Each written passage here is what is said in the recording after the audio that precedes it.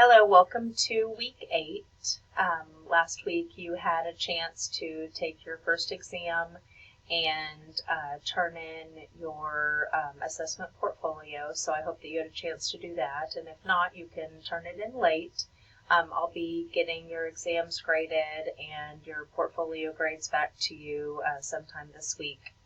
And so this week, in the next couple of weeks, we'll be covering chapters 3, 4, and 5, which have to do with reliability, validity, and assessment of bias. So this week you'll be covering chapter 3, so be sure to read through that in your book, watch the lecture, and read the notes. And one important thing to note is that the book presents 3 different types of reliability, but I also want you to know about a 4th type, inter-rater reliability, which I've included in the lecture. So it's important that you watch that so you can learn about inter-rater reliability, which is likely, you're more likely to encounter than some of the other types. It's probably the most common type in the classroom or in a school setting.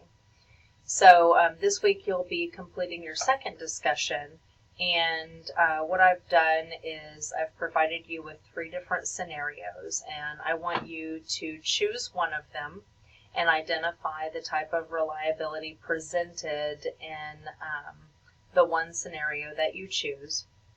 And then in 150 to 300 words, you'll explain the type of reliability that it was and why you believe it is. Just be sure to integrate content from the course or from the lecture if you choose the inter-rater reliability.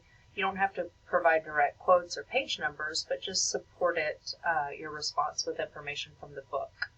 And then by Sunday, and that's by Thursday, you'll post your response. By Sunday, you're going to post 2 replies to classmates, and